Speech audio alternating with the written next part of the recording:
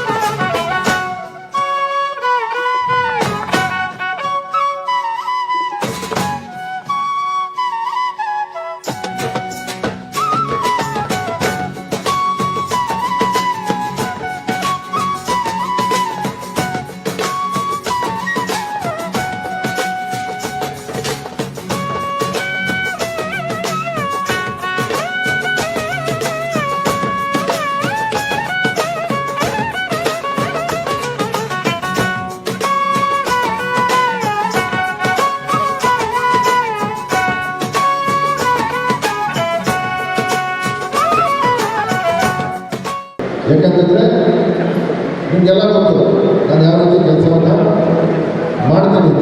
Covid ಬಂದಂಥ ಸಂದರ್ಭ ಖಾಸಗಿ ಶಾಲೆಗಳಿಂದ ಉಳಿಸೋದೇ ದೊಡ್ಡ ಸಾಹಸ, ಅಲ್ಲಿಂದ ಶಿಕ್ಷಕರೇ ಉಳಿಸುವಂಥ ದೊಡ್ಡ ಸಾಹಸ. ಎಲ್ಲರೂ ಕೂಡ ಸಂಕಷ್ಟಕ್ಕೆ ಅವತ್ತು ರಾಜೀನಾಮೆ ಕೊಡಬಹುದು, ನಾನು ಪ್ಯಾಕೇಜ್ ಮಾಡಲಿಲ್ಲ ಅಂತೇಳಿ.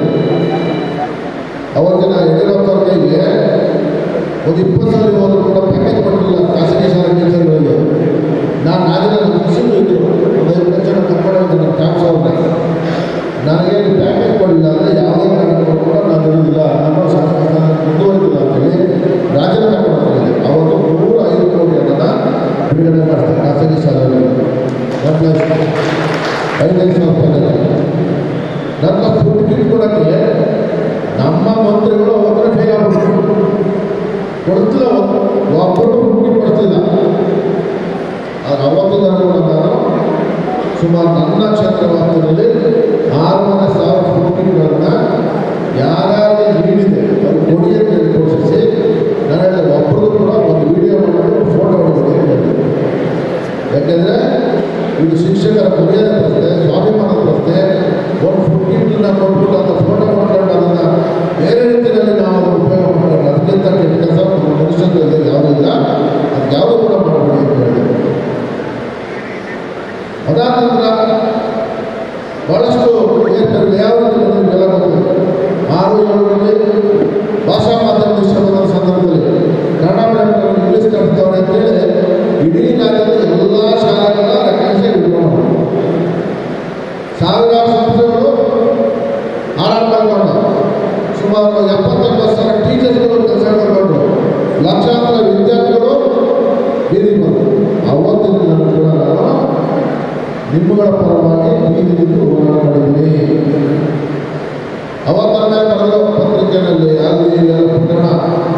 ಇಂಗ್ಲೀಷ್ ಏಜೆಂಟು, ಬ್ರೋಕರು, ದುಡ್ಡು ಇಸ್ಕೊಂಡವನೇ, ಏನೆಲ್ಲ ಅಂದರು, ಏನೆಲ್ಲ ಬಂದರು. ಆದರೆ ನಾನು ಒಂದೇ 1% ಕೂಡ ಎದುರುಗೊಂಡಿಲ್ಲ. ಯಾಕಂದರೆ ನಾನು 100ಕ್ಕೆ 100ರಷ್ಟು ಪಾರದರ್ಶಕವಾಗಿದ್ದೆ, 100ಕ್ಕೆ 100 ಪ್ರಾಮಾಣಿಕವಾಗಿದ್ದೆ. ಅದರಲ್ಲಿ ಯಶಸ್ವಿಯಾಗಿ ಮತ್ತೆ ಕನ್ನಡ ಮೀಡಿಯಮಲ್ಲಿ ತಗೊಂಡು ನಡೆಸಿದ ಎಲ್ಲರಿಗೂ ಕೂಡ ಇಂಗ್ಲೀಷ್ ಮೀಡಿಯಂಗೆ ಕನ್ವರ್ಷನ್ ಕೊಡಿಸಿ ಇವತ್ತು ಸರ್ಕಾರದಿಂದಲೇ ಇಂಗ್ಲೀಷ್ ಮೀಡಿಯಂ ಶಾಲೆಗಳ ತೆರೆಯನ್ನು ಮಾಡಿದ್ದೀವಿ. ಆಮೇಲೆ ಅಂದ್ರೆ ಅವತ್ತು ಹೇಳ್ತಾರೆ ಬೇಕಾದಷ್ಟು. ಈಗ ನಮ್ಮ JDS ಕ್ಯಾಂಡಿಡೇಟು ಇಲ್ಲೂ ಏನೋ ನಾವು ಹೇಳೋದಿದೆ, ಚನ್ನಪಟ್ಟಣ ಪುಟ್ಟಣ ಪ್ರೈವೇಟ್ ಸ್ಕೂಲ್ಗಳ PRO, ಪ್ರೈವೇಟ್ ಸ್ಕೂಲು PRO ನಾನು ಒಪ್ಕೊಂಡಿದ್ದೀನಿ ಅಂತ ಹೇಳಿದೆ. ಪ್ರೈವೇಟ್ ಸ್ಕೂಲ್ಗೂ PRO, ಟೀಚರ್ಗೂ PRO, ಸ್ಟೂಡೆಂಟ್ಸ್ಗೂ PRO. ಆದರೆ ದುಡ್ಡು ತಗೊಂಡಲ್ಲ, ಫ್ರೀ ಸರ್ವಿಸ್. ಸಂಸ್ಥೆ ಉಳಿದ್ರೆ ನಾವು, ಮಕ್ಕಳು ಬಂದರೆ ಟೀಚರ್ ಇದ್ರೆ ಸಂಸ್ಥೆ, ಒಂದು ಫ್ಯಾಮಿಲಿ ಕೆಲಸ ಮಾಡ್ತೀವಿ, ಉಳಿಸ್ತೀವಿ, ತಪ್ಪೇನಿದೆ. ನಾನೇನೋ ದುಡ್ಡು ತಗೊಂಡ್ರೆ ಅದು ತಪ್ಪು. ಒಂದೇ ಒಂದು ದರ್ಶನವನ್ನು ಅವು ಏನಾದರೂ ಕೂಡ ಮಾಹಿತಿ ಇದ್ದರೆ ದಯಮಾಡಿ ಹೇಳು. ಸುಮ್ಮನೆ ಕಾಲೇಜಲ್ಲಿ ಕೂತ್ಕೊಳ್ಳೋದು. ನಾನು 10,000 ಪ್ರದೋಷ ಆಗ್ತೀನಿ, ನಾನು ಕೆಲಸ ಮಾಡೋದು ಈ ಇಲಾಖೆಯಲ್ಲಿ ₹1 ತೆಗೆದುಕೊಳ್ಳೋದು. ಅವ್ರು ಒಂದು ಅರ್ಧ ಪೇಜ್ ಹೇಳಿ, ಒಂದು ಸೆಂಟೆನ್ಸ್ ಹೇಳಿದ್ರು ಮಾಡಿದ್ರು, ಒಂದು ಸೆಂಟೆನ್ಸ್ ಒಂದು ಸಭೆ ಮಾಡಿಬಿಟ್ಟು ಇಟ್ಕೊಳ್ಳೋದ ಚೂರಿ ಆಗ್ತಾ ಅದು ಎಲ್ಲ ಸುಮ್ಮನೆ ಹೇಳೋದು. ಯಾರು ಚೂರಿ ನಾನಾಗ್ತಿದ್ದೆ, ಯಾರಾಗ್ತದೆ, ಏನಕ್ಕಾಗ್ತದೆ, ನನಗೇನು ಕಡಿಮೆ ಮಾಡೋದು. ನಾವು ನಂಬಿಕೆ ಮೇಲೆ ನಡ್ಕೊಂಡು ಬಂದಿರೋದು, ನಂಬಿಕೆಯ ತಾಯಿ ಅಂತ ಬಂದಿರೋದು. ನಂಬಿಕೆ ದ್ರೋಹ ನಾನು ಮಾಡಲ್ಲ, ನನಗೂ ಮೋಸ ಆಗಿಲ್ಲ. ನನ್ನ ಟೀಚರ್ಸು, ನನ್ನ ಮ್ಯಾನೇಜರ್ ಎಲ್ಲರೂ ಸಪೋರ್ಟ್ ಮಾಡಿದ್ದಾರೆ, ವಿದ್ಯಾರ್ಥಿಗಳು ಸಪೋರ್ಟ್ ಮಾಡಿದ್ದಾರೆ, ನನ್ನ ಮೇಲೆ ಇದ್ದಿದ್ದಾರೆ. ನಾನೇ ಕೇಳಿದ್ರೆ ನಾನೇ ಮೋಸ ಮಾಡೋದು. ನಾನು ಯಾವುದೇ ಕೈ ಬಿಟ್ಟಿಲ್ಲ. ನನಗೆ ಒಂದೇ ಹೇಳಿದ್ರೆ ಪಕ್ಷಾಂತರ ಮಾಡೋದು, ಒಂದೇ ಪಕ್ಷಾಂತರ ಮಾಡಿದ್ದು ಸರ್. ನೀನು ಹೋರಾಟ ಮಾಡಿದ್ದೀರಾ? ಇಲ್ಲಿ ಹೋರಾಟ ಮಾಡಿದ್ದಾರೆ. ನಮ್ಮ ಸರ್ಕಾರ ಇದ್ರೂ ಕೂಡ ಹೋರಾಟ 20ನೇ ತಾರೀಕು ಶುರು. ಗೊತ್ತಾಯ್ತಾ? ಇವತ್ತು ದಿನ ಖಾಸಗಿ ಸಾರ್ವಜನಿಕ ಬರೋದು ಮಧ್ಯೆ PSA ಇಲ್ಲ, PF ಇಲ್ಲ, ಅಕೌಂಟ್ ಪೇ ಇಲ್ಲ. ಎಲ್ಲವೂ ಕೂಡ ನಾವೆಲ್ಲ ಸಂಘಟನೆಗಳು ಸೇರಿದ್ರೆ ನಾವೆಲ್ಲವೂ ಕೂಡ ಮಾಡಿಸಿದ್ದೀವಿ. ಇವತ್ತು ದಿನವೂ ಕೂಡ ಕೋವಿಡ್ ಬಂದ ಎಲ್ಲ ಖಾಸಗಿ ಕೆಲಸ ಮಾಡ್ತಕ್ಕಂಥ ನೌಕರರಿಗೆ ವಿವಿಧ ರೀತಿಯ ಆರೋಗ್ಯ ಸಮಸ್ಯೆ ಇದೆ. ಗೌರ್ಮೆಂಟು ಈಗಲೂ ಕೂಡ ಒತ್ತಾಯ ಮಾಡ್ತೀನಿ, ಅದನ್ನು ಫಾಲೋ ಅಪ್ ಮಾಡ್ತೀನಿ. ಒಂದು ಫ್ರೀ ಮೆಡಿಕಲ್ ಇನ್ಶೂರೆನ್ಸ್ ಕೂಡ ಈ ಬಗ್ಗೆ ಕೊಡಬೇಕು. 2 ಸಲ ಫೇಲ್ಯೂರ್ ಆಗಿದೆ. ಒಂದ್ಸಲ ರಾಮನಗರ ಸಂದರ್ಭ, ಇನ್ನೊಂದು ಬಸವರಾಜ ಸಂದರ್ಭ. ಆದರೆ ಈಗ ಅದನ್ನ ಬಿಡದಂಗೆ ಈ ಒಂದು ಸರ್ಕಾರ ಏನಾರ ಮಾಡಿ ಮಾಡಿಸೇ ತೀರ್ಸ್ಬೇಕು ಅಂತೇಳಿ ನನ್ನ ಬಲವಾಗಿ ನಾನು ಅಂದ್ಕೊಂಡಿದ್ದೀನಿ. ತಪ್ಪೇನಿದೆ ಅದರಲ್ಲಿ, ಒಳ್ಳೆಯದಾಗಿ ಯಾರು ಏನಾರ ಅಂದ್ಕೊಳ್ಳಿ. ಸಂಸ್ಥೆಗಳು ನಡ್ಸೋಕ್ಕಾಯ್ತಾ ಇಲ್ಲ. ಎಷ್ಟು ಅಂಶ ಆಗಿದ್ದಾರೆ ಅಂತಂದರೆ 50 ವರ್ಷ, 30 ವರ್ಷ, 25 ವರ್ಷ ಸ್ಟಾರ್ಟ್ ಆಗಿರುವಂಥ ಸಂಸ್ಥೆಗೆ ಇವತ್ತು ಪ್ಲಾನ್ ಕೇಳ್ತಾರೆ, ಇವತ್ತು ಕನ್ವರ್ಷನ್ ಕೇಳ್ತಾರೆ, ಇವತ್ತು ನಮಗೆ ಫೈಲ್ ಸರ್ಟಿಫಿಕೇಟ್ ಕೊಡಿ ಅಂತ ಕೇಳ್ತಾರೆ, ಇವತ್ತು ಬಿಲ್ಡಿಂಗ್ ಸೇಫ್ಟಿ ಸರ್ಟಿಫಿಕೇಟ್ ಕೊಡಿ ಅಂತಾರೆ. ಪ್ರತಿ ವರ್ಷ ದುಡ್ಡು ವಸೂಲಿ ಮಾಡ್ತಾರೆ. ಇನ್ನು ಫ್ರೀಜರ್ ಕ್ರಿಯೇಟ್ ಮಾಡೋದಿಲ್ವಾ? ಮಾಡಿಸ್ಬೇಕಿಲ್ಲ, ನಮ್ಮ ಜವಾಬ್ದಾರಿಯಲ್ಲೂ ಇದೆಲ್ಲ ಅದೆಲ್ಲ ಒತ್ಕೊತೀವಿ ನಾವು. ಆದರೆ ನಾನು ಅದು ಮಾಡ್ತೀನಿ ಅಂದ್ಬಿಟ್ಟು ನೀನು PRO ಪ್ರೈವೇಟ್ ಕಾಲೇಜ್ಗಳಿಗೆ ಅಂತಂದರೆ ಅದು ದುಡ್ಡು ಇಸ್ಕೊತಿಲ್ಲ, ಬೇರೆ ಫೀಸ್ ಕಲೆಕ್ಟ್ ಮಾಡ್ತೀನಿ ನಾನು. ಒಬ್ಬರ ಕೈ ಹೇಳಿಸಿ. ಈ ರಾಜ್ಯದ ಶಿಕ್ಷಕರು ಎಲ್ಲರೂ ಕೂಡ ಯಾವತ್ತೂ ಹೇಳ್ತಾ ಇದ್ದೀನಿ, ನನ್ನ ನೈಬರ್ಸ್ ಅಲ್ಲ, ನನ್ನ ಫ್ಯಾಮಿಲಿ ಮೆಂಬರ್. ಈ ರಾಜ್ಯದ ಪ್ರತಿಯೊಬ್ಬ ಟೀಚರು ಅಷ್ಟೇ, ಸಂಸ್ಥೆನೂ ಅಷ್ಟೇ. ನಾನು ನೋಡುವಾಗ ನಾವು ಉಳಿಸ್ತಕ್ಕಂಥ ಕೆಲಸ ಓಟ್ ಹಾಕಿ ಪ್ರೈಮರಿಲಿ ನಮ್ಮ ಕ್ಷೇತ್ರದಲ್ಲಿ ಇದ್ದೇನೆ. ಉಳಿಸೋದ್ರೆ ನನ್ನ ಜವಾಬ್ದಾರಿ, ನನ್ನ ಕರ್ತವ್ಯ, ನಾನು ಕೆಲಸ ಮಾಡ್ತೀನಿ. ಎಲ್ಲರೂ ಕೂಡ ಮೋಸ ಮಾಡೋದು, ಸುಳ್ಳು ಹೇಳೋದು, ಯಾವ ಮಾಡಲ್ಲ. ಅದಕ್ಕೆ ದಯವಿಟ್ಟು ತಾವೆಲ್ಲರೂ ಕೂಡ ಟೀಚರ್ಸ್ ತಗೊಂಡಿದ್ದೀರಿ, ಎಡೆಡವರು ಇದ್ದೀರಿ, ನಾನು ಯಾಕೆ ರಾಜೀನಾಮೆ ಕೊಟ್ಟೆ ಅನ್ನೋದಕ್ಕೆ ಬಹಳ ಸ್ಪಷ್ಟತೆ ನನ್ನಲ್ಲಿದೆ. 140 ದಿವಸ ಏನು ಸ್ಟ್ರೈಕ್ ಮಾಡೋರು ವಿಡಂಬನಲ್ಲಿ 3 ಜನ ಆತ್ಮಹತ್ಯೆ ಮಾಡ್ಕೊಂಡ್ರು. ಒಂದೇ ಒಂದು ಸಂಧಾನ ಸಭೆಯನ್ನು ಮಾಡಿಲ್ಲ ಅವರ ಸರ್ಕಾರ. ಇನ್ನೂ ಬಂದವರು ಯಾರು ಸತ್ತಿಲ್ಲ. ಅವರು ನನ್ನ ಜೊತೆ ಬಂದಿದ್ದಂತ MS ನಮ್ಮನೇ ಹೋಗಿರಲಿಲ್ಲ. ಅವತ್ತಿನ ಮುಖ್ಯಮಂತ್ರಿಗಳು ಭೇಟಿ ಮಾಡಿದ್ದೀವಿ, ಅವತ್ತಿನ ಮಂತ್ರಿಗಳು ಭೇಟಿ ಮಾಡಿದ್ದೀವಿ. 3 ಜನ ಸೂಸೈಡ್ ಮಾಡ್ಕೊಂಡವ್ರೆ, ದಯವಿಟ್ಟು ಸಂಧಾನ ಮಾಡಿ. ಅವ್ರು ಒಪ್ಪಿಲ್ಲ. ನಾವು ಯಾವುದೇ ಕಾರಣ ಗೋಪೇಶ್ ಗೊತ್ತಿಲ್ಲ. ಅವ್ರು ನಾವು ಮಾಡ್ಕೊಂಡು ಒಂದು ಸ್ನೇಹ ಮಾಡಿ ಅಂತ ಹೇಳಿಲ್ಲ, ಆತ್ಮಹತ್ಯೆ ಮಾಡಿ ಅಂತ ಹೇಳಿಲ್ಲ, ನಾವು ಮಾಡೋದಿಲ್ಲ. ಆ ಕಾರಣದಿಂದ ನಾನು ಈಚೆ ಬರಬೇಕು ತೀರ್ಮಾನ ತಗೊಂಡು ಅವರು 140ನೇ ದಿನ ಸನ್ಮಾನ್ಯ DK ಶಿವಕುಮಾರ್ ಮಧ್ಯಾಹ್ನ 2 ಗಂಟೆ ಭೇಟಿ ಮಾಡಿ ನೆಕ್ಸ್ಟ್ ಡೇ ಕೂಡ 3 ದಿನ ಆತ್ಮಹತ್ಯೆ ಮಾಡ್ಕೊಂಡು ಟೀಚರ್ಸ್ ನೀವು ಸತ್ತಾಗಿದ್ರು 40 ದಿವಸ 138 ದಿವಸ ವಾಪಸ್ ಆಗ್ತಿಲ್ಲ. ವಾಪಸ್ ವೆಂಟಿಲೇಟರ್ ಇದ್ರು. ಅವರು DK ಶಿವಕುಮಾರ್ ಅವ್ರನ್ನ ಒಪ್ಪಿಸಿ, ಸರ್ ನಾನು ರಾಜೀನಾಮೆ ಟೀಚರ್ ಬಂದಿದ್ದೀನಿ, ನಾಳೆ ಬೆಳಗ್ಗೆ ಬನ್ನಿ, ನೀವು ಓಪೇಸ್ ಕೊಡ್ತೀನಿ ಅನೌನ್ಸ್ ಮಾಡಿ, ಬ್ಯಾಡ್ಮಿಂಟನ್ ಸೇರ್ತೀನಿ ಅಂತೇಳಿ, ಯಾರು ಆತ್ಮಹತ್ಯೆ ಹಿಡಿಬೇಡಿ, ನಿಮ್ಮ ಜೊತೆ ನಾನು ಇರ್ತೇನೆ ಮಾತು ಆಶ್ವಾಸನೆ ಕೊಡಿ ಸರ್, ನಾನು ನಿಮ್ಮ ಜೊತೆ ಬರ್ತೀನಿ ಅಂತ ಹೇಳಿದೆ. ಅದರಿಂದ ನೆಕ್ಸ್ಟ್ ಡೇ ಬಂದರು, ಸ್ವಾತಂತ್ರ್ಯ ಮಾಡಿಕೊಟ್ರು, ಅದರಂತೆ ಮ್ಯಾನಿಫೆಸ್ಟೋ ಸೇರಿಸಿದ್ರು. ನಾನು ರಾಜೀನಾಮೆ ಕೊಟ್ಟಿದ್ದೇನೆ. ಅದಕ್ಕೆ ಈಗಲೂ ಕೂಡ ನಾನು ಬದ್ಧತೆ ಹೊಂದಿದ್ದೀನಿ. 100ಕ್ಕೆ 100 ಪ್ರಾಮಾಣಿಕವಾಗಿ ಬರ್ತೀನಿ, ದಕ್ಷತೆಯಿಂದ ಕೆಲಸ ಮಾಡ್ತೀನಿ. ವಿದ್ಯಾರ್ಥಿಗಳ ಪರವಾಗಿ, ಶಿಕ್ಷಕರ ಪರವಾಗಿ, ಅದೇನೇ ಆಗಲಿ ಸಂಸ್ಥೆಗಳ ಸಮಸ್ಯೆಯಲ್ಲಿ 100ಕ್ಕೆ 100 ಶೈಕ್ಷಣಿಕ ಕ್ಷೇತ್ರದ ಪರವಾಗಿ ಕೆಲಸ ಮಾಡ್ತೀನಿ. ಎಂದು ಕೂಡ ಮೋಸ ಮಾಡೋದು, ವಂಚನೆ ಮಾಡೋದು ಇನ್ನೊಂದರಿಗೆ ಏನಿಲ್ಲ. ನನಗೆ ಆಯ್ತಪ್ಪ ಪಕ್ಷಾಂತರ ಮಾಡೋಣ ಒಂದೇ ದುಡಿಸ್ಬಿಟ್ಟಿದ್ದೀನಿ ಹೋಗ್ತವ್ರು ಮಾರಾಟದಿಂದ ಅದು ಯಾರೋ ಒಂದು ಲಕ್ಷ ದುಡಿಸ್ಬಿಟ್ಟು ತಿಳ್ಕೊಡೋದಿಲ್ಲ ಅವ್ರಿಗೆ.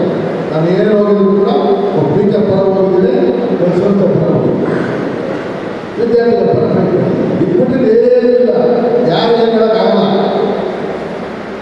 ಹಾಗೆ ದಯವಿಟ್ಟು ನಮ್ಗೆ ಯಾವತ್ತೂ ಕೂಡ ಸೆನೆಟಿಂದ ಹಿಡಿದು ಗೊತ್ತಲ್ಲ ಗೌರ್ಮೆಂಟ್ ಆರ್ಟ್ಸ್ ಕಾಲೇಜ್ ಎಲ್ಲ ಆರ್ಟ್ಸ್ ಕಾಲೇಜ್ ಅವತ್ತೂ ನಮಗೆ ಸಪೋರ್ಟ್ ಇದ್ದಾರೆ. ಸೆನೆಟ್ ಆಗಲೂ ನನಗೆ ಸಪೋರ್ಟ್, ಆಗಲೂ ನನಗೆ ಸಪೋರ್ಟ್. MLC IAS ಸಪೋರ್ಟ್ ಆಗ್ತದೆ. ಈ ಸಲ ಕೂಡ ನೀವೆಲ್ಲರೂ ಕೂಡ ನನಗೆ ವಿಶ್ವಾಸ ನಂಬಿಕೆ ಇದೆ. ನೀವೆಲ್ಲ ಅದೇ ರೀತಿ ನನಗೆ ಬೆಂಬಲ ಮಾಡಿಕೊಡ್ತೀರಿ, ಆಶೀರ್ವಾದ ಮಾಡ್ತೀನಿ ಅಂತ ಹೇಳಿ ನಾನು ಯಾವಾಗ ನಾನು ಹೇಳಿದೆ. ನಾನು ಮೊನ್ನೆ ಹೇಳಿದ್ದೀನಿ, JDS ಕ್ಯಾಂಡಿಡೇಟು ಒಂದು ಸಲ ಇದ್ರೆ ಕೂಡ್ಕೊಂಡು ಹೋಗ್ತಾರೆ. ಅವ್ರ ಅಸೋಸಿಯೇಷನ್ ಇಲ್ಲ. ನಾನು ಅದಕ್ಕೆ ಹೇಳಿದ್ದೀನಿ, ನಾನು ಇದುವರೆಗೆ ಗೌರ್ಮೆಂಟ್ ಆರ್ಟ್ಸ್ ಕಾಲೇಜ್ ಗೆದ್ದ ಮೇಲೆ ಸ್ಟೂಡೆಂಟ್ಸ್ ಯೂನಿಯನ್ ಬ್ಯಾನ್ ಆಗೋದು ನಾವು ನಿಂತಿದ್ದೀವಿ. ಒಂದ್ಸಲ ಸೋಸಕ್ಕಾಗಿಲ್ಲ. ಸೆನೆಟರ್ ಗೆದ್ದೆ ಸೋಲ್ಸ್ಬೇಕು ಅಂತ ಏನೇನೋ ಮಾಡೋದು, ಸೋಲ್ಸಕ್ಕಾಗಿಲ್ಲ. ಬ್ಯಾನೇ ಮಾಡೋದು ಸೆನೆಟ್ ಎಲೆಕ್ಷನ್ ಇಟ್ಕೊಂಡು. ಈಗ 4 ಬಾರಿ ಮಹಾರಾಷ್ಟ್ರ ಗೆದ್ದಿದ್ದೀನಿ ಸರ್, ಮತ್ತೆ ನೀವು ಸೋಲ್ಸಿಲ್ಲ. ಅವರು ಇದುವರೆಗೆ ಒಂದ್ಸಲ ಗೆದ್ದರೆ ಅಸೋಸಿಯೇಷನ್ 3 ಸಲ ಕೇಳಿದ್ದೀನಿ. ಒಂದ್ಸಲ ಗೆದ್ದರೆ ಇನ್ನೊಂದ್ಸಲ ರಿಪೀಟ್ ಆಗ್ತಾರೆ. ಗೊತ್ತಾಗುತ್ತೆ ಏನು ಮಾಡಿದ್ದೀರ ನೀವು. ಅದೇನಿದೆ, ನಾನು MSc ಕ್ಯಾಂಡಿಡೇಟ್ ಅಡ್ವೊಕೇಟು ಆಯ್ತಾ. ನ್ಯಾಯಾಧೀಶರು ಪುರಕ್ಕೆ ಒಂದೇ ಕೋರ್ಟಲ್ಲಿ ಹೋಗೋದು, ನ್ಯಾಯಾಧೀಶರು ಕೋರ್ಟಲ್ಲಿ ಹೋಗೋದು, ಆ ಥರ ಅಡ್ವೊಕೇಟಿಗೆಲ್ಲ ಇದು ನಿಜವಾದ ಜೀವನ. ಇದು ಪವಿತ್ರವಾದಂಥ ಕ್ಷೇತ್ರ. ಇಲ್ಲಿ ಸುಳ್ಳು ನಡೆಯಲ್ಲ. ದೇವಸ್ಥಾನಕ್ಕೆ ಹಿಂದೂಗಳು ನಾವು ಹೋಗ್ತೀವಿ, ಚರ್ಚ್ಗೆ ಕ್ರಿಶ್ಚಿಯನ್ ಹೋಗ್ತಾರೆ, ಮುಸ್ಲಿಮ್ಸು ಮಸೀದಿ ಹೋಗ್ತಾರೆ. ಇವರೆಲ್ಲರೂ ಸೇರಿ ಬರ್ತಕ್ಕಂಥ ಯಾರಪ್ಪ ಪ್ಲೇಸ್ ಅಂತಂದರೆ ಒಂದು ಶಾಲೆ, ಒಂದು ಕಾಲೇಜು ಎಲ್ಲವೂ ಈ ಸುಳ್ಳು ಮೋಸ ಏನು ನಡೆಯಲ್ಲ ಇದು ಅಂತಂದಲ್ಲ. ಯಾಕೆಂದರೆ ಒಬ್ಬ ಟೀಚರು ಸಂಬಳವನ್ನೇ ನಂಬಿಕೊಂಡು ಸ್ವಾಭಿಮಾನ ಬರುತ್ತಾರೆ. ಸಂಬಳ ನಂಬಿಕೊಂಡು ಸ್ವಾಭಿಮಾನ ಯಾರು ಕೂಡ ಅವ್ರ ಸ್ವಾಭಿಮಾನವನ್ನು ಮಾರಾಟ ಮಾಡ್ಕೊಳ್ಳೋದಿಲ್ಲ. ಅಂಥವ್ರನ್ನ ನಾವು ಪ್ರತಿನಿಧಿಸ್ತಕ್ಕಂಥವ್ರು ನಾವು ಕೂಡ ಸ್ವಾಭಿಮಾನ ಮಾಡಬೇಕು. ಶಿಕ್ಷಕರ ಸ್ವಾಭಿಮಾನ ಇರ್ತಕ್ಕಂಥ ಕೆಲಸವನ್ನು ನಾವು ಓದ್ತಿರೋರು ಕೂಡ ಮಾಡಬೇಕು. ಆ ಕೆಲಸವನ್ನು ನಾನು 100% ಪರವಾಗಿ ಮಾಡ್ತೀನಿ. ಈ ಕ್ಷೇತ್ರ ಒಳ್ಳೆ ಕೆಲಸ ನಾನು ಮಾಡ್ತೀನಿ. ದಯಮಾಡಿ ಎಂದಿನಂತೆ ಈ ಬಾರಿ ಕೂಡ 16ನೇ ತಾರೀಕು ನಡೀತಕ್ಕಂಥ ಚುನಾವಣೆ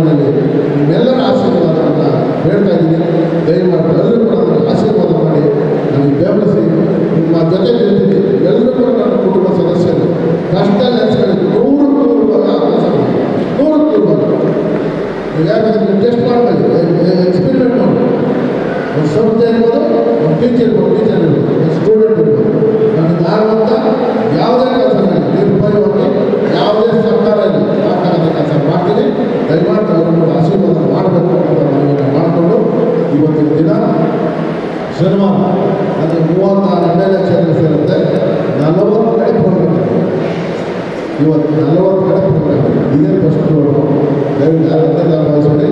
ನಿಮ್ಮ ನಂಬಿಕೆ ಇದೆ, ನಿಮ್ಮ ನಂಬಿಕೆನ ನಾವು ಉಳಿಸ್ಕೊಳ್ತೀವಿ. ನನ್ನ ನಂಬಿಕೆನ ತಾಯಿ ಮೋಸ ಮಾಡಲ್ಲ, ಬರ್ತಿರೋರು ಕೂಡ ನಿಮ್ಮ ಮೋಸ ಮಾಡಲ್ಲ. ನಿಮ್ಮ ಫ್ಯಾಮಿಲಿ ಬರೋದ್ರಲ್ಲಿ ನೀವು ಉಳಿಸ್ಕೊಳ್ತೀನಿ. ದಯವಿಟ್ಟು ನಾನು ಕೈ ಹಿಡಿದು ಮುಂದಿನ ದಿನ ನಾನು ಕೈ ಹಿಡಿದಿರ್ತಕ್ಕಂಥ ಕೆಲಸ ಮಾಡ್ತೀನಿ. ದಯವಿಟ್ಟು ಅದು ಆಶೀರ್ವಾದ ಮನೆ ಮಾಡ್ತೀನಿ.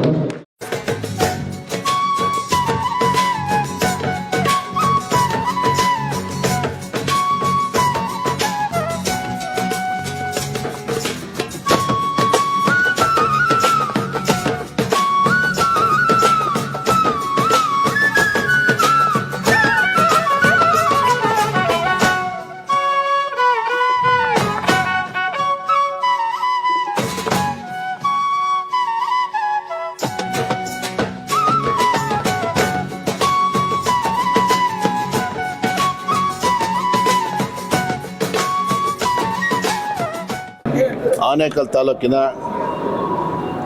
ಖಾಸಗಿ ವಿದ್ಯಾಸಂಸ್ಥೆಗಳ ಎಲ್ಲ ಸ್ನೇಹಿತರು ಮತ್ತು ಶಿಕ್ಷಕರು ಎಲ್ಲ ಸೇರಿ ಒಂದು ಸಭೆಯನ್ನು ಮಾಡಿದ್ದಾರೆ. ಮಾಡಿದಂಥ ಸಂದರ್ಭದಲ್ಲಿ ನಾನು ಬಂದು ಅವ್ರನ್ನ ಭೇಟಿ ಮಾಡಿ ಕುರಿತು ನಾನು 16ನೇ ತಾರೀಕು ನಡೀತಕ್ಕಂಥ ಈ ಬೆಂಗಳೂರು ಶಿಕ್ಷಕ ಕ್ಷೇತ್ರ ಚುನಾವಣೆಯಲ್ಲಿ ಅವ್ರ ಬೆಂಬಲವನ್ನು ಕೋರಿದ್ದೀನಿ. ಅವರೆಲ್ಲರೂ ಕೂಡ ಸಂಪೂರ್ಣವಾಗಿ ನನಗೆ ಅವರ ಬೆಂಬಲವನ್ನು ಕೊಡ್ತೀವಿ ಅಂತೇಳಿ ಹೇಳಿದ್ದಾರೆ. ಎಲ್ಲ ನಮ್ಮ ಖಾಸಗಿ ಸಂಸ್ಥೆಗಳು ಮತ್ತೆಲ್ಲ ಟೀಚರ್ಸು, ಏಡೆಡ್ಡು, ಗೌರ್ಮೆಂಟು, ಅನ್ನೆಡ್ ಎಲ್ಲ ಸೇರಿ. ಸೊ ಹಾಗಾಗಿ ಎಂದಿನಂತೆ ಆನೇಕಲ್ ತಾಲೂಕಲ್ಲಿ ಅತ್ಯಂತ ಹೆಚ್ಚಿನ ಬಹುಮತ ಕೊಡ್ತಾರೆ ಅನ್ನೋಂಥ ನಂಬಿಕೆ ಇದೆ. ಅವರ ಆಶೀರ್ವಾದದಿಂದ ಮತ್ತೊಮ್ಮೆ ಬೆಂಗಳೂರು ಶಿಕ್ಷಕ ಚುನಾವಣೆಯಲ್ಲಿ ಗೆಲ್ತೀನಿ. ಕೆಲಸ ಮಾಡಿದ್ದೀನಿ, ಎಲ್ಲ ಕೆಲಸನೂ ಮಾಡಿದ್ದೀನಿ. ಸಂಸ್ಥೆಗಳು ಉಳಿಸಿದ್ದೀವಿ, ಟೀಚರ್ಸ್ ಪರವಾಗಿ ಕೆಲಸ ಮಾಡಿದ್ದೀವಿ. ಈ ಶಿಕ್ಷಣ ಕ್ಷೇತ್ರದಲ್ಲಿ ನಾನು ಬಂದಾಗಿನಿಂದ ಮಾಡಿರ್ತಕ್ಕಂಥದ್ದು ಭಾಳಷ್ಟಿದೆ. ಸುಮಾರು 1,000-5,000 ಪುಟಗಳಾಗ್ಬೋದು, ಅಷ್ಟು ಕೆಲಸಗಳನ್ನ ಮಾಡಿದ್ದೀನಿ. ನಿಸ್ವಾರ್ಥ ಮಾಡಿದ್ದೀನಿ. ₹1 ನಾನು ದುಡ್ಡು ತಗೊಳ್ಳೋದಾಗಲಿ ವ್ಯವಹಾರ ಮಾಡಿಲ್ಲ. ನಾನು ಸಂಸ್ಥೆ ಉಳಿಸಿದ್ದೀನಿ.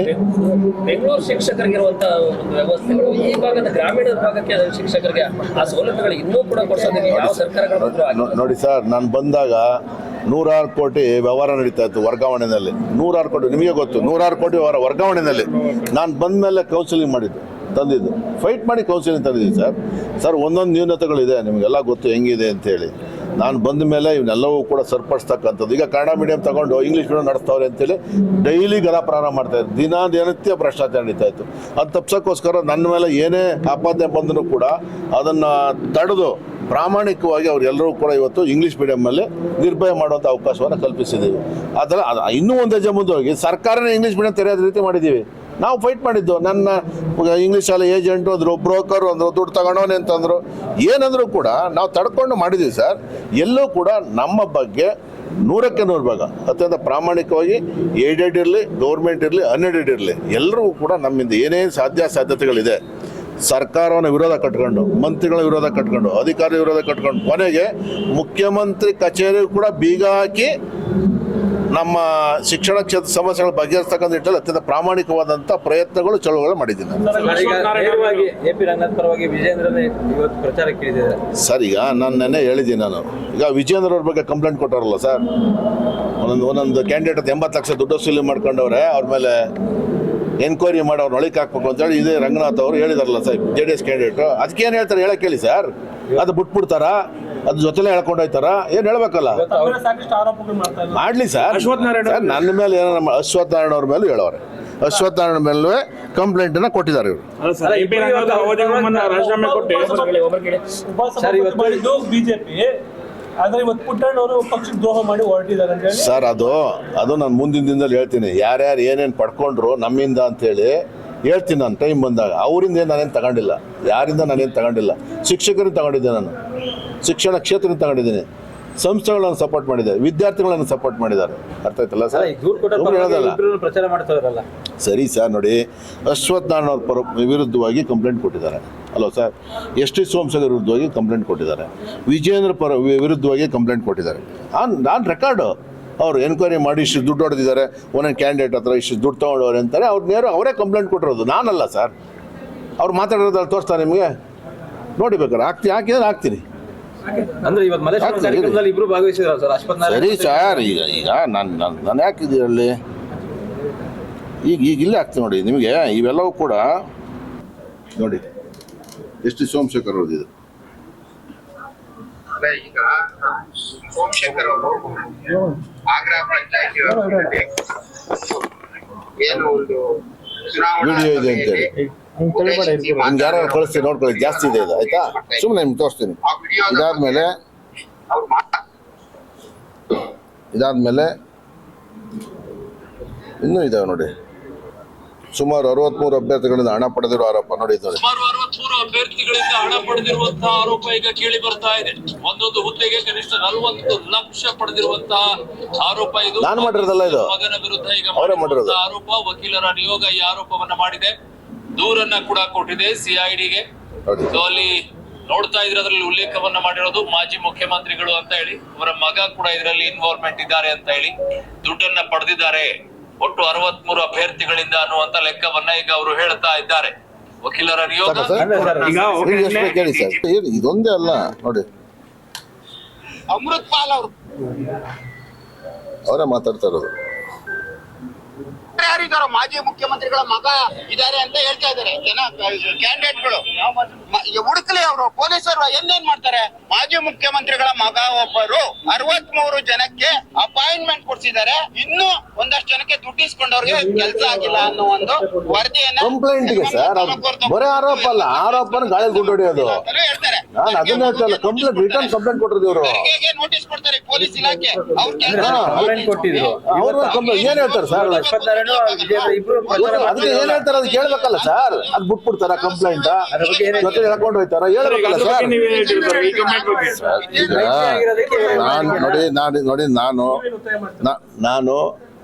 ನಾನು ಯಾವ ಒತ್ತಾಯನೂ ಮಾಡೋದಿಲ್ಲ. ನಂದು ಒಂದೇ ಒತ್ತಾಯ, ಶಿಕ್ಷಣ ಕ್ಷೇತ್ರ ಒಂದು ಪವಿತ್ರವಾದಂಥದ್ದು. ಫ್ರೀ ಝೋನ್ ಕ್ರಿಯೇಟ್ ಮಾಡಿ, ಟೀಚರ್ ಒಳ್ಳೆ ಕೆಲಸ ಮಾಡೋಕ್ಕೆ ಅವಕಾಶ ಮಾಡಿಕೊಡಿ, ಶಿಕ್ಷಣ ಕ್ಷೇತ್ರದ ಸಮಸ್ಯೆಗಳನ್ನು ಬಗೆಹರಿಸ್ಕೊಡಿ ಸರ್ಕಾರ. ಅಷ್ಟೇ ನಂದು. ನಾನು ಹೇಳಿದ್ನಲ್ಲ, ಅನೌನ್ಸ್ ಮಾಡಿ ಹೇಳಿದ್ನಲ್ಲ. ಈಗ 12 ಏಡೆಡ್ ಸ್ಕೂಲ್ ಅವರು 140 ದಿನ ಸ್ಟ್ರೈಕ್ ಮಾಡಿದ್ರು ಸರ್. 3 ಜನ ಸತ್ತೋದ್ರು, 3 ಜನ ಸೂಸೈಡ್ ಮಾಡ್ಕೊಂಡ್ರು. ಒಬ್ಬ ರೈಲ್ ಕೊಟ್ಟು ಸತ್ತೋದ, ಇನ್ನು 3 ಜನ ಸೂಸೈಡ್ ಅಟೆಂಡ್ ಮಾಡಿದ್ರು, ವಿಷ ತಗೊಂಡು. 2 ಸತ್ತೋದ್ರು, ಒಬ್ಬ ಉಳ್ಕೊಂಡ. ಪ್ರತಿ ದಿವಸ 3 ಜನ ಸೂಸೈಡ್ ಮಾಡ್ಕೋಬೇಕು ಅಂತ ಮಾಡಿದ್ರು. ಅವತ್ತಿನ ನಾವು ಇವತ್ತಿನ BJP MLCಗಳು ಏನಾದ್ರು ಅವ್ರನ್ನೆಲ್ಲನೂ ಕರ್ಕೊಂಡು ಅವತ್ತಿನ ಮುಖ್ಯಮಂತ್ರಿಗಳ ಹತ್ರ ಹೋದ್ವಿ. ನಾವು 3 ಜನ ಸೂಸೈಡ್ ಮಾಡ್ಕೊಂಡಿದ್ರೆ ಒಂದು ಮೀಟಿಂಗ್ ಮಾಡಿ ಸಂಧಾನ ಮಾಡಿ ಅವ್ರು ಸಮಾಧಾನ ಮಾಡಿ ಅಂತ ಅವ್ರು ಹೇಳಿದ್ರು. 140 ದಿವಸ ನಾವೇನು ಸ್ಟ್ರೈಕ್ ಮಾಡೋಕ್ಕೆ ಹೇಳಿರಲಿಲ್ಲ, ನಾವು OPS ಕೊಡೋದಿಲ್ಲ ಅಂತೇಳಿ ತೀರ್ಮಾನ ಮಾಡಿದ್ವಿ. ಅವರೆಲ್ಲ ತಿಳಿಸಿದ್ದೀವಿ, ನಾವು ಯಾವ ಸಂಧಾನ ಮಾಡೋದು ಸಭೆನೇ ಮಾಡೋದಿಲ್ಲ ಅಂತ ಹೇಳಿದ್ರು. ನಾವು ಅದಾದ ಮಂತ್ರಿಗರ ಹೇಳಿ ಸರ್ ಅಂತ ಹೇಳಿದ್ವಿ. ಮಂತ್ರಿ ಹೊತ್ತು ಹೋದ್ರು ಕೂಡ ಮಂತ್ರಿಗಳು ಮಾಡದೆ ಹೋದ್ರು. ನಾನು ಯಾವುದೇ ಕಾರಣಕ್ಕೂ ಮುಖ್ಯಮಂತ್ರಿನೇ ಒಪ್ತಾ ಇಲ್ಲ, ನಾನು ಮಾಡೋದಿಲ್ಲ ಅಂತ ಹೇಳಿದ್ರು. ಮಾಡೋದಿಲ್ಲ ಅಂದ ತಕ್ಷಣ ನಾನು ಹೇಳ್ದೆ ಅಲ್ಲಿ, ನೋಡಪ್ಪ ನಾನು ಇಲ್ಲಿ ಇರುವುದಿಲ್ಲ ಅಂತ ಅವ್ರಿಗೆ. ನಾನು MLCಗಳಿಗೆ ಹೇಳಿದೆ ನಾನು ಇಲ್ಲಿ ಇರುವುದಿಲ್ಲ ಇನ್ನು ಅಂತ. ಅವತ್ತು ರಾತ್ರಿ ಹೋದೆ, DK ಶಿವಕುಮಾರ್ ಅವ್ರನ್ನ ಭೇಟಿ ಮಾಡಿದೆ. ಸ್ವಾತಂತ್ರ್ಯ ಉದ್ಯಾನವನಕ್ಕೆ ನಾಳೆ ಬೆಳಗ್ಗೆ ಬನ್ನಿ ಸರ್, OPS ಕೊಡ್ತೀವಿ ಅಂತೇಳಿ, ಯಾರು ಆತ್ಮಹತ್ಯೆ ಮಾಡ್ಕೋಬೇಡಿ ಅಂತೇಳಿ, ನಾನು ನಿಮ್ಮ ಜೊತೆ ರಾಜೀನಾಮೆ ಕೊಟ್ಟು ಬರ್ತೀನಿ ಸರ್ ಅಂತ ಹೇಳಿದೆ. ಅವ್ರು ನೆಕ್ಸ್ಟ್ ಸ್ಟೆಪ್ ಬಂದರು, OPS ಜಾರಿ ಮಾಡ್ತೀವಿ, ಮ್ಯಾನಿಫೆಸ್ಟೋ ಸೇರಿಸ್ತೀವಿ, ಯಾರು ಆತ್ಮಹತ್ಯೆ ಅದು ಇಳಿಬೇಡಿ, ನಮ್ಮ ಸರ್ಕಾರ ಬಂದು ನಿಮ್ಮ ಜೊತೆ ನಿಲ್ಲುತ್ತೆ ಅಂತ ಹೇಳಿದ್ರು. ಅದರಂತೆ ಅವರು ಕೂಡ ಮ್ಯಾನಿಫೆಸ್ಟೋ ಸೇರಿಸಿದ್ರು, ನಾನು ಕೂಡ ರಾಜೀನಾಮೆ ಕೊಡಿಸಬೇಕು. ಸರ್, ಅಶ್ವಥ್ ನಾರಾಯಣ ನೆನ್ನೆ ಒಂದು ಮಾತಾಡ್ತಾರೆ, ಆ ಪುಟ್ಟಣ್ಣವರು ಕಳೆದ ಬಾರಿ ಶಿಕ್ಷಕರಿಗೆ ಅವಮಾನ ಮಾಡಿದ ಅವಧಿ ಮುನ್ನ ಮುಗಿಯುವ ರಾಜೀನಾಮೆ ಕೊಟ್ಟೆ ಅಂತ. ಸರ್ ನಡಿ ಇರಿ. ಅಶ್ವಥ್ ನಾರಾಯಣ ಅವರು ಏನನ್ನ ಹೇಳಿ ಸರ್. ಅಶ್ವಥ್ ನಾರಾಯಣ ಅವ್ರ ಬಗ್ಗೆ ರಂಗನಾಥ್ ಅವ್ರು ಏನು ಕಂಪ್ಲೇಂಟ್ ಕೊಡ್ತಾರೆ ಅದ್ರ ಬಗ್ಗೆ ಅವ್ರ ಪ್ರತಿಗೆ ಕೇಳಿ ಸರ್. ಕೆಲವೊಂದ್ ಕಡೆ ಹಿನ್ನಡೆ ಆಗಲ್ಲ ಸರ್, JDS BJP ಮೈತ್ರಿ ಆಗಿರೋದು. ಯಾರಿಗೆ ಇಲ್ಲ ನೋಡಿದ್ರಲ್ಲ ಇವತ್ತು. ಏನ್ ಸರ್ ಹಿಂಗಂತೀರಾ? ನಮ್ಗೆ ಹಿನ್ನಡೆನಾ ಸರ್? ನಮ್ಮ ಹಿಂದೆ ನೋಡಿ ಸರ್ ಹೆಂಗಿದೆ, ಬರೇ ಟೀಚರ್ಸು, ಬರೇ ಮ್ಯಾನೇಜ್ಮೆಂಟ್ಸು, ಅಂದ್ರೆ ಸ್ಕೂಲ್ ನಡೆಸೋಂಥವ್ರು, ವಿದ್ಯಾರ್ಥಿಗಳು ನಮ್ಮ ಹಿಂದೆ ಅವ್ರು ಸರ್, ನಮ್ಮ ಹಿಂದೆ ಇದ್ದಾರೆ ಸರ್. ನಾವು ಇದುವರೆಗೆ ಒಂದು ಸಂಸ್ಥೆನ ಯಾವುದಕ್ಕ ನಾನು ರಾಜಕೀಯ ಮಾಡಿರೋದು ನೋಡಿದ್ದೀರಾ? BJP JDS ಕಾಂಗ್ರೆಸ್ ಅಂತ ಟ್ರೀಟ್ ಮಾಡಿರೋದು ನೋಡಿದ್ದೀರಾ? ಜಾತಿ ಧರ್ಮ ನೋಡಿದ್ದೀರಾ? ಸಂಸ್ಥೆ ಅಂದರೆ ದೇವಸ್ಥಾನಕ್ಕಿಂತ ಮಿಗಿಲು ಅಂತೇಳಿ ನಾವು ಸಪೋರ್ಟ್ ಮಾಡಿದ್ದೀವಿ. ಒಬ್ಬ ಸ್ಟೂಡೆಂಟ್ ಅಂದರೆ ಅವ್ನು ದೇವ್ರ ಸಮಾನ ಅಂತ ಅನ್ಕೊಂಡಿದ್ದೀವಿ ನಾವು. ಟೀಚರ್ ಅಂದರೆ ಎಲ್ಲರಿಗೂ ಮಿಗಿಲು ಅಂತ ಅನ್ಕೊಂಡಿದ್ವಿ. ಕೆಲಸ ಮಾಡ್ಕೊ ಬಂದಿದ್ದೀವಿ ಸರ್. ನಮ್ಮನ್ನು ಕೈ ಬಿಡುವಂಥ ಪ್ರಶ್ನೆ ಬರುವುದೇ ಇಲ್ಲ ಸರ್, ಬರುವುದೇ ಇಲ್ಲ. ಈಗ ನಾನು ವಿದ್ಯಾರ್ಥಿ ಸಂಘದಲ್ಲಿ ಒಂದ್ಸಲ ಗೆದ್ದ ಮೇಲೆ ವಿದ್ಯಾರ್ಥಿ ಸಂಘ ಚುನಾವಣೆಯಲ್ಲಿ ಸೋತೇ ಇಲ್ಲ ನಾನು. ಸೆನೆಟಲ್ಲಿ ಒಂದ್ಸಲ ಗೆದ್ದ ಮೇಲೆ ಸೋತೇ ಇಲ್ಲ ನಾನು. MLC ಟೀಚರ್ ಗೆದ್ದ ಮೇಲೆ ಸೋತೇ ಇಲ್ಲ ನಾನು. ನಾನೇ ರಾಜೀನಾಮೆ ಕೊಟ್ಟಿರೋದು. ನನ್ನ ಎಗನೆಸ್ಟ್ JDS ಕ್ಯಾಂಡಿಡೇಟ್ ಇರಲ್ಲ. ಒಂದ್ಸಲ ಗೆದ್ದು ಎಷ್ಟು ಸಲ ಸೋತವ್ರು ಕೇಳಿ ಸರ್. ಈಗ ಒಳ್ಳೆ ಕೆಲಸ ಮಾಡ್ತೀನಿ ಅದು ರಿಪೀಟ್ ಆಗ್ಬೇಕಲ್ಲ. ನ್ಯಾಯವಾದಿಗಳು ಒಂದ್ಸಲಿ ಅವನ್ನ ಗೆದ್ದರೆ 3 ಸಲ ಸೋಲಿಸ್ತಾರೆ ಅಂತಾರೆ. ಏನರ್ಥ? ಭಾಳ ಒಳ್ಳೆಯವನು ಅಂತನಾ? ವಿಶ್ರಾಂತಿ ತಗೊಳ್ಳಿ ಅಂತನಾ? ಇವ್ರು ಬೇಕೇ ಬೇಕು ಈ ಸಮಾಜಕ್ಕೆ, ಇವರು ವಿಶ್ರಾಂತಿ ತಗೊಂಡು 9 ವರ್ಷ 3 ವರ್ಷ ಇರಲಿ ಅಂತನಾ? ಅಲ್ವಾ ಸರ್? ಮೊದಲು ಅವ್ರಿಗೆ ಅವರ ಸಂಘ ಏನಿದೆ ನಿಂತ್ಕೊಂಡು ಗೆಲ್ತಾರಲ್ಲ, ಗೆದ್ದಿಲ್ಲ ಅಧ್ಯಕ್ಷರಾಗಿದ್ದರು, ಈಗ ಸೋತಾರೆ. ಮತ್ತು ಇನ್ನೊಂದ್ಸಲಿ ಗೆಲ್ಬೋದು. ಸೋಲನ್ನೇ ಅರ್ಹತೆ ಮಾಡ್ಕೊಂಡಂಥ ವ್ಯಕ್ತಿ ಯಾರ ಇದ್ದರೆ ಈ ನಮ್ಮ JDS ಕ್ಯಾಂಡಿಡೇಟ್. ರಿಪೀಟ್ ಆಗಿ ಕೇಳಿ ಇನ್ನೊಂದ್ಸಲಿ ಪ್ಲೀಸ್. ಅಲ್ಲ, ನಾನು ಹೇಳಿದ್ದೀನಿ, ಸತ್ಯ ಹೇಳ್ತಾ ಇದ್ದೀನಿ ನಾನು. ರಿಪೀಟ್ ಆಗಿ ಕೇಳಿ. 2ನೇ ಸಲ ಗೆಲ್ಲೋದು ಅಷ್ಟು ಸುಲಭ ಅಲ್ಲ, ನಿಮಗೆ ಗೊತ್ತು. ಕೆಲಸ ಮಾಡಲ್ಲ ನಾನು ಗೆಲ್ಸಲ್ಲ ಅಷ್ಟು ಸುಲಭವಾಗಿ. 3ನೇ ಸಲ ಅಂತೂ ಗೆಲ್ಸೋದೇ ಇಲ್ಲ. ಫಸ್ಟ್ 2ನೇ ಸಲ ಗೆಲ್ಲಕ್ಕೆ ಹೇಳಿ ಸರ್. ಎಲ್ಲನಾಗಲಿ ಒಂದ್ಸಲ ಗೆದ್ಬಿಟ್ಟು 3 ಸಲ ಸೋಲೋದು, ಸೋಲನ್ನೇ ಅರ್ಹತೆ ಮಾಡ್ಕೊಳ್ಳೋದು. ಸೋತಿದ್ದೀನಿ ಆಯ್ತಾ? ಅವ್ರ ಕೊಡುಗೆ ಏನು ಸರ್ ಇದಕ್ಕೆ ಶಿಕ್ಷಣ ಕ್ಷೇತ್ರಕ್ಕೆ? ಏನು ಕೊಡುಗೆ ಇದೆ ಸರ್? ಒಂದು ಟೀಚರ್ ಸಹಾಯ ಮಾಡಿದಾರಾ? ಒಂದು ಸಂಸ್ಥೆಗೆ ಸಹಾಯ ಮಾಡೋರಾ? ಒಂದು ಸ್ಟೂಡೆಂಟ್ ಸಹಾಯ ಮಾಡೋರಾ? ಏನೋ ನಾವು ಮಾಡಿದ್ರೆ ಹೇಳಕ್ಕೆ ಹೇಳಿ ಸರ್. ನಂದಿರಲಿ, ನಾನಂತೂ ಸಾವಿರಾರು ಜನದ ಬದುಕನ್ನು ಕಟ್ಕೊಟ್ಟಿದ್ದೀನಿ ಸರ್. ಸಾವಿರಾರು ಜನಗಳು ಸಹಾಯ ಮಾಡಿದ್ದೀನಿ, ಸ್ಟೂಡೆಂಟ್ ಸಹಾಯ ಮಾಡಿದ್ದೀನಿ, ಟೀಚರ್ ಸಹಾಯ ಮಾಡಿದ್ದೀನಿ, ಕೆಲಸ ಮಾಡಿದ್ದೀನಿ, ಸಂಸ್ಥೆಗಳು ಉಳಿಸಿದ್ದೀನಿ. ಇದು ಸತ್ಯ.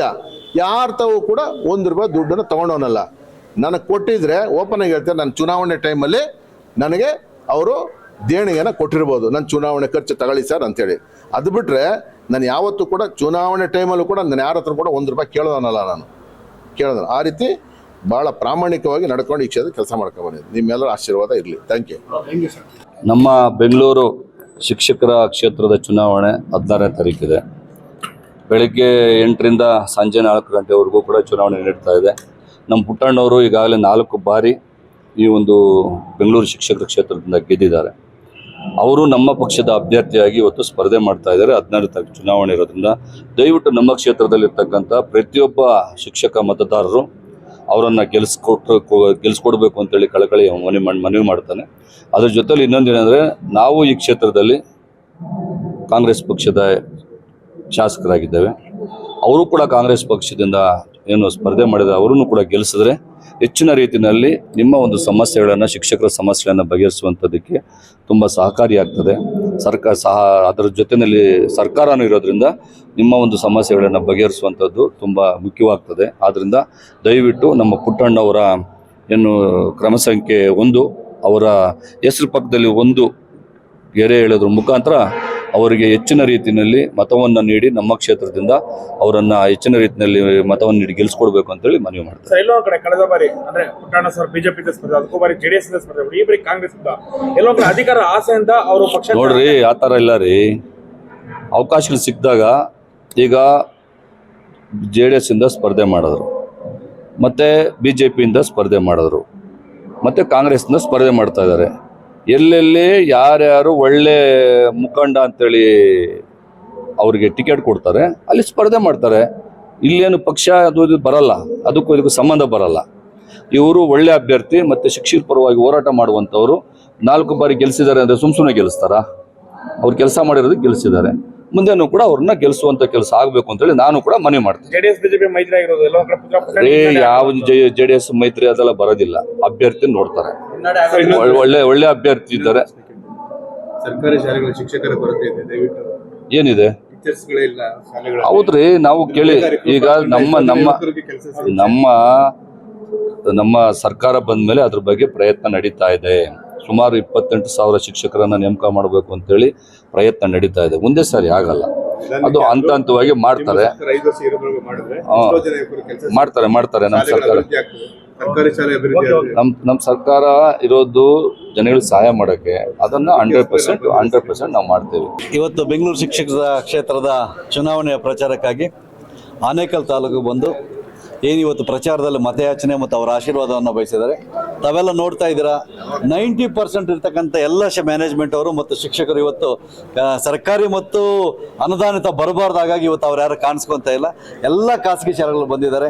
ಇದೇ ರೀತಿ ನಾನು ಸಹ ಅವ್ರ ಜೊತೆಯಲ್ಲಿ ಎಲ್ಲ 36 MLA ಕಾನ್ಸ್ಟಿಟ್ಯೂನ್ಸಿ ಓಡಾಡ್ತಾ ಇದ್ದೀನಿ. ತುಂಬ ದೊಡ್ಡ ಬೆಂಬಲ ಸಿಗ್ತಾ ಇದೆ, ಆಶೀರ್ವಾದ ಸಿಗ್ತಾ ಇದೆ. ಗ್ಯಾರಂಟಿ ಅವರು ಈ ಸಲ ಗೆಲ್ತಾರೆ ಅಂತೇಳಿ ವಿಶ್ವಾಸ ಇದೆ. ಪ್ರಥಮವಾಗಿ ಆನೇಕಲ್ ಖಾಸಗಿ ಸಂಸ್ಥೆಗಳ ಪರವಾಗಿ ಮಾಧ್ಯಮ ಮಿತ್ರರಿಗೆ ವಂದನೆಗಳು. ಈ ದಿವಸ ನಮ್ಮ ಏನು ಖಾಸಗಿ ಶಾಲೆಗಳಿದ್ವೋ ಸುಮಾರು 99% ಎಲ್ಲ ಶಾಲೆಗಳು ಸೇರಿ ನಮ್ಮ ವೋಟರ್ಸ್ ಆದಂಥ ನಮ್ಮ ಶಿಕ್ಷಕರು ಮತ್ತು ನಮ್ಮ ಕಾರ್ಯದರ್ಶಿಗಳು ಮತ್ತು ಅಧ್ಯಕ್ಷರುಗಳು ಸೇರಿ ಈ ಕಾರ್ಯಕ್ರಮವನ್ನು ಹಮ್ಮಿಕೊಂಡಿದ್ವಿ.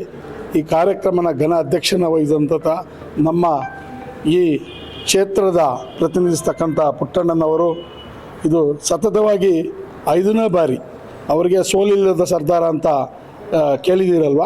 ಅದೇ ರೀತಿ ಈಗಾಗಲೇ ತಮಗೆ ತಿಳಿಸ್ದಂಗೆ ವಿದ್ಯಾರ್ಥಿ ದಶೆಯಿಂದ ಇಲ್ಲಿಯವರೆಗೂ ಯಾವುದೇ ಇದರಲ್ಲಿ ಸೋಲಿಲ್ಲ. ಏಕೆಂದರೆ ಅವರು ಹುಟ್ಟು ಹೋರಾಟಗಾರರು. ಹಾಗಾಗಿ ನಮ್ಮ ಬೆಂಬಲ ಎಲ್ಲ ಖಾಸಗಿ ಶಿಕ್ಷಣಗಳು ಮತ್ತು ನಮ್ಮ ಏನು ಕೆಲಸ ಮಾಡಿದ ನಮ್ಮ ಶಿಕ್ಷಕರು 100% ನಾವು ಅವರಿಗೆ ಓಟನ್ನು ಹಾಕೋದ್ರ ಮೂಲಕ ಅತ್ಯಂತ ಅಂತರದಿಂದ ಗೆಲ್ಲಿಸೋದ್ರ ಮೂಲಕ ನಮ್ಮ ಆನೇಕಲ್ ತಾಲೂಕಿನಲ್ಲಿ ಇದುವರೆಗೂ ಸಹ ಎಲ್ಲ ತಾಲೂಕಿಂತಲೂ ನಮ್ಮ ತಾಲೂಕಿನಲ್ಲೇ ಹೆಚ್ಚಿನ ಒಂದು ಮತವನ್ನು ಗಳಿಸಿದ್ದಾರೆ ಈ 4 ಬಾರಿ. ಈ ಸಾರಿನೂ ಸಹ ಹೆಚ್ಚಿನ ಅಂತರದಿಂದ ಗೆಲ್ಲಿಸತಕ್ಕಂಥ ನಾವೆಲ್ಲರೂ ಒಗ್ಗೂಡಿ ಆ ಕೆಲಸವನ್ನು ಮಾಡಿ ಅವ್ರನ್ನ ಜಯಶೀಲರನ್ನಾಗಿ ಮಾಡಿ ಮುಂದಿನ ದಿನಗಳಲ್ಲಿ ಅವ್ರನ್ನ ಒಳ್ಳೆಯ ಉನ್ನತ ಸ್ಥಿತಿಗೆ ಕರ್ಕೊಂಡು ಹೋಗೋದಕ್ಕೆ ದೇವರು ಒಳ್ಳೇದು ಮಾಡಲಿ ಅಂತ ಹೇಳ್ತಾ ಒಂದು ಮಾತನ್ನು ಮುಗಿಸ್ತಾ ಇದ್ದೀನಿ. ವಿಧಾನ ಪರಿಷತ್ ಚುನಾವಣೆಗೆ ಸತತ 4 ಸಾರಿ ಗೆದ್ದು 5ನೇ ಸಾರಿ ನಿಂತಿರ್ತಕ್ಕಂಥ ಶ್ರೀಯುತ ಪುಟ್ಟಣ್ಣನವರನ್ನು ಜಯಶೀಲರನ್ನಾಗಿ ಮಾಡೋದಕ್ಕೋಸ್ಕರ ಈ ದಿನ ನಾವು ನಮ್ಮ ಆನೇಕಲ್ ತಾಲೂಕಿನ ಹಂಸ ಸಂಘಟನೆ ಮತ್ತು ಅಟುಸಾ ಸಂಘಟನೆ ಮತ್ತು ಸರ್ಕಾರಿ ನೌಕರರ ನೌಕರರ ಸಂಘದ ಕಡೆಯಿಂದ ಎಲ್ಲರೂ ಸೇರಿ ಇವತ್ತು ನಾವು ಈ ಒಂದು ಕಾರ್ಯಕ್ರಮವನ್ನು ಹಮ್ಮಿಕೊಂಡಿದ್ವಿ. ಭಾಳಷ್ಟು ಜನ ಏನು ವೋಟ್ ಮಾಡ್ತಕ್ಕಂಥ ಶಿಕ್ಷಕರೊಂದು ಇದೆ, ಭಾಳಷ್ಟು ಜನ ಇವತ್ತು ಅಟೆಂಡ್ ಆಗಿದ್ದರು. ಎಲ್ಲರೂ ಸಹ ಹೆಚ್ಚಿನ ರೀತಿಯ ಬೆಂಬಲವನ್ನು ಕೊಟ್ಟು ಪುಟ್ಟಣ್ಣನವರನ್ನು 5ನೇ ಸಾರಿ ಜಯಶೀಲನಾಗಿ ಮಾಡೋದಕ್ಕೋಸ್ಕರ ಎಲ್ಲ ನಾವು ಏನು ಖಾಸಗಿ ಶಿಕ್ಷಣ ಸಂಸ್ಥೆಗಳಿದ್ದೀವಿ ಎಲ್ಲರೂ ಬದ್ಧರಾಗಿ ಇವತ್ತು ಟೊಂಗು ಕಟ್ಟಿ ನಿಂತ್ಕೊಂಡು ನಾವು ಶ್ರಮಿಸ್ತಾ ಇದ್ದೀವಿ. ಅವರು ಜಯಶೀಲರಾಗೇ ಆಗ್ತಾರೆ. ಯಾಕೆ ಅಂದರೆ ನಮ್ಮ ಖಾಸಗಿ ಶಿಕ್ಷಣ ಸಂಸ್ಥೆಗಳಿಗೆ ಅವರ ನಮ್ಮ ಬೆನ್ನೆಲುಬು. ನಮ್ಮ ಕಷ್ಟ ಸುಖಗಳವರು ಎಲ್ಲ ಕಷ್ಟ ಸುಖಗಳು ಸಹ ಭಾಗಿಯಾಗ್ತಾ ಇದ್ದಾರೆ, ಶಿಕ್ಷಕರ ಸಮಸ್ಯೆಗಳನ್ನು ಆಲಿಸ್ತಾ ಇದ್ದಾರೆ. ಅಂಥ ಒಂದು ವ್ಯಕ್ತಿ ಮತ್ತೆ ಚುನಾಯಿತರಾಗಿ ಬಂದರೆ ನಮ್ಮ ಕಷ್ಟಗಳಿಗೆ ಪರಿಹಾರ ಕಂಡುಕೊಳ್ಳೋದಕ್ಕೆ ಈಸಿ ಆಗುತ್ತೆ ಅಂತ ಹೇಳ್ಬಿಟ್ಟು ಇಡೀ ಏನು 32 ಕಾನ್ಸ್ಟಿಟ್ಯೂಷನ್ ಬರುತ್ತೆ ಇದು ಶಿಕ್ಷಕ ಕ್ಷೇತ್ರದ್ದು ಎಲ್ಲ ಕ್ಷೇತ್ರದವರು ಸಹ ಹೆಚ್ಚಿನ ರೀತಿಯ ಸಹಕಾರನ ಕೊಡ್ತಾ ಇದ್ದಾರೆ. ಅವರು ಮತ್ತೊಮ್ಮೆ ಜಯಶೀಲರಾಗಿ ಹೆಚ್ಚಿನ ಮತದಿಂದ ಜಯಶೀಲರಾಗಿ ಬರಲಿ ಅಂತೇಳಿ ನಾನು ಮಾತನ್ನು ನೋಡ್ತಾ ಇದ್ದೆ. ಇವತ್ತು ಏನು ನಾವು ನಮ್ಮ ಒಂದು ತಾಲೂಕಿನಲ್ಲಿ ಆನೇಕಲ್ ತಾಲೂಕಿನಲ್ಲಿ ಈ ಒಂದು ಶಿಕ್ಷಣ ಕ್ಷೇತ್ರ ಅಭ್ಯರ್ಥಿಯಾಗಿರ್ತದೆ ಪುಟ್ಟಣ್ಣರ ಪರವಾಗಿ ನಾವು ಏನು ಸಭೆಯನ್ನು ಮಾಡಿದ್ವಿ. ನಿಮಗೆಲ್ಲರಿಗೂ ಗೊತ್ತಿರತಕ್ಕಂಥ ವಿಷಯ ಮತ್ತು ಇಡೀ ರಾಜ್ಯಕ್ಕೆ ಗೊತ್ತಿರತಕ್ಕಂಥ ವಿಷಯ. ಅವರು 4 ಬಾರಿ ಸತತವಾಗಿ ಗೆದ್ದು ಈಗ ಅವರು ರಾಜೀನಾಮೆಯನ್ನು ಕೊಟ್ಟು ಮತ್ತೆ ಹಿಂದೆ ಬಾರಿಗೆ ಅವರೇ ಸ್ಪರ್ಧಿಯಾಗಿ ಈ ಒಂದು ಕಾಂಗ್ರೆಸ್ಸಿಂದ ಬಂದಿದ್ದಾರೆ. ಅವರಿಗೆ ನಮ್ಮ ಒಂದು ಅಟುಸಾ ಮತ್ತು ಹಂಸ ಅಂತ ನಾವೇನು ನಮ್ಮ ಒಂದು ಖಾಸಗಿ ಶಿಕ್ಷಣ ಸಂಸ್ಥೆಗಳ 2 ಅಸೋಸಿಯೇಷನ್ಸ್ ಇದೆ. 2 ಅಸೋಸಿಯೇಷನ್ಸು ಒಟ್ಟಾಗಿ ನಾವು ಸೇರಿ ಇಲ್ಲಿ ನಾವು ಒಂದು ಸಭೆಯನ್ನು ಮಾಡಿ ಅವರಿಗೆ ನಾವು ಬೆಂಬಲವನ್ನು ಸೂಚಿಸ್ತಾ ಇದ್ದೇವೆ. ಅವರು ಮತ್ತೊಮ್ಮೆ ಈ ಒಂದು ವಿಜಯಶಾಲಿಯಾಗಿ ಬರಲಿ, ಮತ್ತು ಮುಂದಿನ ದಿನಗಳಲ್ಲಿ ಅವರು ಒಬ್ಬ ಶಿಕ್ಷಣ ಮಂತ್ರಿಯಾಗಿ ನಾವು ನೋಡಬೇಕಂತೇಳಿ ನಮ್ಮ ಆಸೆ ಇದೆ. ಅವರಿಗೆ ಆ ಭಗವಂತ ಮತ್ತೊಮ್ಮೆ ಒಂದು ವಿಜಯಶಾಲಿಯಾಗಿ ಮಾಡಲಿ ಅಂತೇಳಿ ನಾವು ನಮ್ಮ ಒಂದು ಅಸೋಸಿಯೇಷನ್ 2 ಅಸೋಸಿಯೇಷನ್ ಪರವಾಗಿ ಅವರಿಗೆ ಒಂದು ದೇವರ ಪರವಾಗಿ ನಾವು ಆಶೀರ್ವಾದವನ್ನು ಕೋರ್ತಾ ಇದ್ದೀವಿ. ಇಡೀ ಶಿಕ್ಷಣ ಕ್ಷೇತ್ರದ ಕರ್ನಾಟಕದ ಪ್ರತಿನಿಧಿ ಅಂತ ಹೇಳಿದ್ರೆ ತಪ್ಪಾಗಲಾರದು. ಕರ್ನಾಟಕದ ಯಾವುದೇ ಶಿಕ್ಷಣ ಸಂಸ್ಥೆಗಳು ನಮಗೆ ಕಷ್ಟ ಸುಖ ಏಡೆಡ್ ಅನ್ಏಡೆಡ್ ಕಾಲೇಜ್ ಏನೇ ಇರಲಿ, ಯಾರು ಬಂದರೂ ಅವರಿಗೆ ತೆರೆದ ಹೃದಯದ ರೀತಿಯಲ್ಲಿ ಅವರು ಒಂದು ಫೋನ್ ಏನಿರುತ್ತೆ ಗೊತ್ತಾ, ಆ ಫೋನನ್ನು ನೇರವಾಗಿ ಮಾಡಿ ಅವರಿಗೆ ನೇರವಾಗಿ ಯಾರು ಏನು ಅಧಿಕಾರಿ ಏನು ಸಹಾಯ ಆಗಬೇಕು ಅಂತ ಕೇಳುವಂತಹ ಒಂದು ದಿಟ್ಟ ನಿರ್ಧಾರದ ಒಬ್ಬ ಶಿಕ್ಷಣ ಕ್ಷೇತ್ರದ MLC ಅಂತ ಹೇಳಿದರೆ ತಪ್ಪಾಗಲಾರದು. ಅವರು ಈಗಾಗಲೇ 4 ಬಾರಿ ಜಯಶೀಲರಾಗಿದ್ದಾರೆ. ಈಗ 5ನೇ ಬಾರಿಗೆ ಸ್ಪರ್ಧಿಸಿದ್ದು ಅವರ ಜಯಶೀಲ ಎಲ್ಲರಿಗೂ ಈಗಾಗಲೇ ಪುಟ್ಟಣ್ಣವರು ಜೈಗಳಿಸ್ತಾರೆ ಅನ್ನುವಂಥ ಆಶಾ ಸುದ್ದಿಯನ್ನು ಎಲ್ಲರಿಗೂ ಬಂದಿದೆ. ಅವರು ಇಡೀ ಕ್ಷೇತ್ರದಾದ್ಯಂತಹ ನೇರವಾಗಿ ಎಷ್ಟೇ ನಾನು ಗೆದ್ದರೆ ಅನ್ನೋವಂಥ ಆಶ್ವಾಸನೆ ಇದ್ರೂ ನಾನು ಎಲ್ಲರ ದುಮ್ಮಾನಗಳಿಗೆ ಸ್ಪಂದಿಸಬೇಕು, ಅವರ ಹೃದಯ ಸ್ಪರ್ಶಿಸಬೇಕು ಅಂತ ಎಲ್ಲ ಕಡೆಯನ್ನು ಅವರು ಓಡಾಡಿ ತಮ್ಮ ಮತಯಾಚನೆಯನ್ನು ಕೇಳ್ತಿದ್ದಾರೆ.